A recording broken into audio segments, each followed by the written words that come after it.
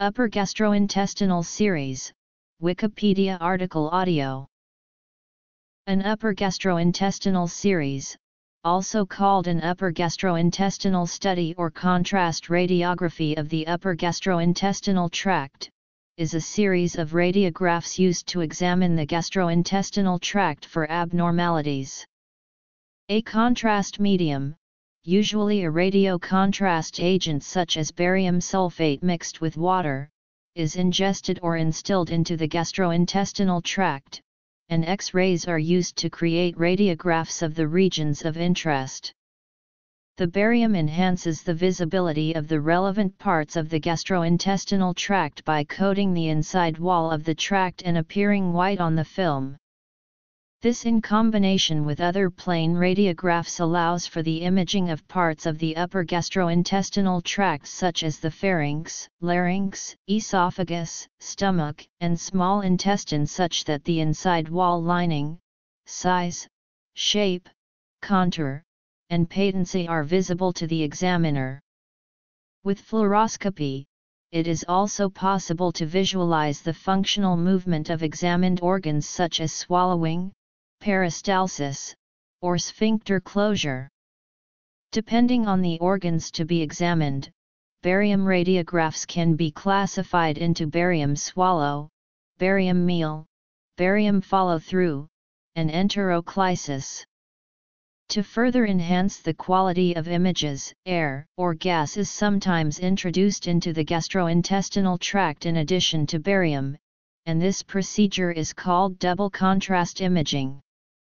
In this case, the gas is referred to as the negative contrast medium. Traditionally, the images produced with barium contrast are made with plain film radiography, but computed tomography is also used in combination with barium contrast, in which case the procedure is called CT enterography. Various types of barium X-ray examinations are used to examine different parts of the gastrointestinal tract. These include barium swallow, barium meal, barium follow-through, and barium enema.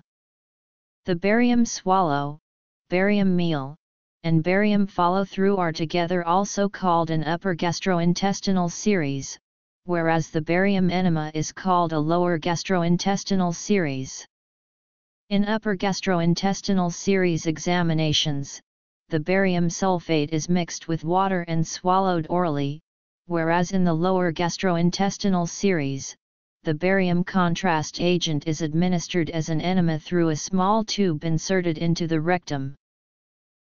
Types of barium contrast imaging. Medical uses. Barium X-ray examinations are useful tools for the study of appearance and function of the parts of the gastrointestinal tract. They are used to diagnose and monitor esophageal reflux, dysphagia, hiatus hernia, strictures, diverticula, pyloric stenosis, gastritis, enteritis, volvulus, varices, ulcers, tumors, and gastrointestinal dysmotility, as well as to detect foreign bodies. Although barium X-ray examinations are increasingly being replaced by more modern techniques, such as computer tomography, magnetic resonance imaging, ultrasound imaging, endoscopy and capsule endoscopy, barium contrast imaging remains in common use because it offers the advantages of greater affordability, wider availability, and better resolution in assessing superficial mucosal lesions. Barium sulfate is swallowed, which because it is a radio-opaque substance does not allow the passage of X-rays. As a result, areas coated by barium sulfate will appear white on an X-ray film. The passage of barium through the gastrointestinal tract is observed by a radiologist using a fluoroscope attached to a TV monitor. The radiologist takes a series of individual X-ray images at timed intervals depending on the areas to be studied. Sometimes medication which produces gas in the gastrointestinal tract is administered together with the barium sulfate.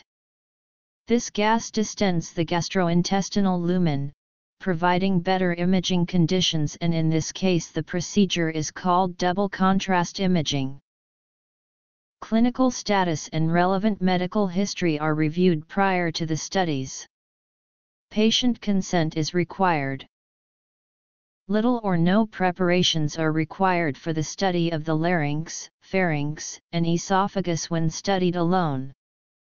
A thick barium mixture is swallowed in supine position and fluoroscopic images of the swallowing process are made.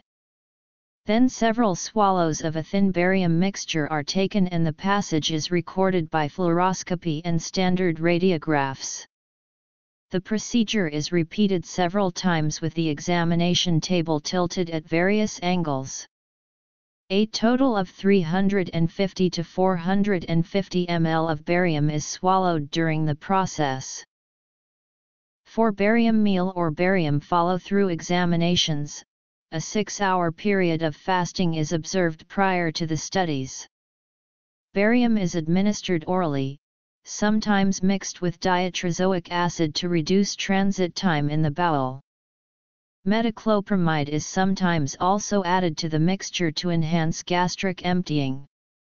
X-ray images are then taken in a supine position at intervals of 20-30 minutes. Real-time fluoroscopy is used to assess bowel motility. The radiologist may press or palpate the abdomen during images to separate intestinal loops. The total time necessary for the test depends on the speed of bowel motility or transit time and may vary between 1 and 3 hours. Mechanism. For small bowel examinations, in addition to fasting for 8 hours prior to examination, a laxative may also be necessary for bowel preparation and cleansing. Enteroclysis involves the continued infusion of 500 to 1000 ml of thin barium sulfate suspension into the intestine through a duodenal tube. Then methylcellulose is instilled through the tube. Barium and methylcellulose fill the intestinal loops, which can be viewed continuously using fluoroscopy, or viewed as standard radiographs taken at frequent intervals. The technique is a double contrast procedure that allows detailed imaging of the entire small intestine. However, the procedure may take 6 hours or longer to complete and is quite uncomfortable to undergo. Radiographic examinations involve radiation exposure in the form of X-rays. Although barium ions are toxic, their use is generally regarded as safe because the small amounts of barium ions available in solution and absorbed by the gastrointestinal tract are deemed to be negligible. However, isolated cases of barium encephalopathy have been described following absorption of barium from the intestinal tract. Constipation and abdominal pain may occur after barium meals.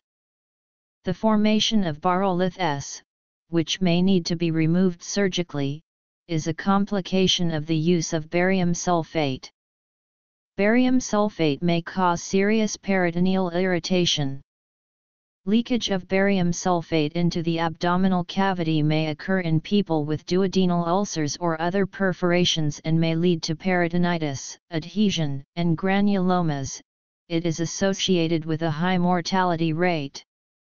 Leakage of barium into the mediastinum or peritoneal cavity may lead to endotoxic shock, which is often fatal. As a result, the use of barium as a contrast agent is contraindicated when there is a suspicion or possibility of compromise of bowel wall integrity. Aspiration or inhalation of barium sulfate into the lungs during oral application can lead to serious respiratory complications leading to fatal aspiration pneumonia or asphyxiation.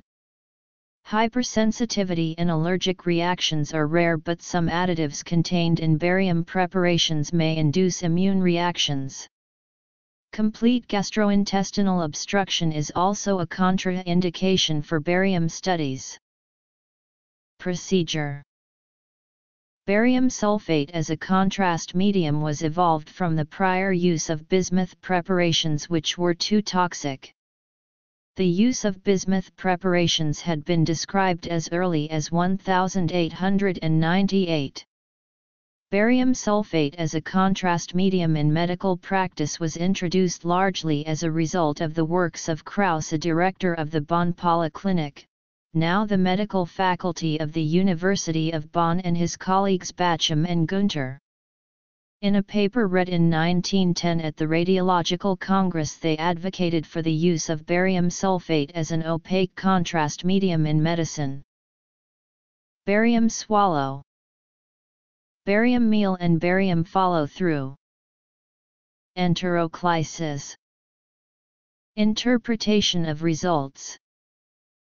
Adverse effects. History. Barium swallow X-ray examinations are used to study the pharynx and esophagus. Barium meal examinations are used to study the lower esophagus, stomach, and duodenum. Barium follow-through examinations are used to study the small intestine. Enteroclysis, also called small bowel enema, is a barium X-ray examination used to display individual loops of the small intestine by intubating the jejunum and administering barium sulfate followed by methylcellulose or air. Barium enema examinations are used to study the large intestine and rectum and are classified as lower gastrointestinal series.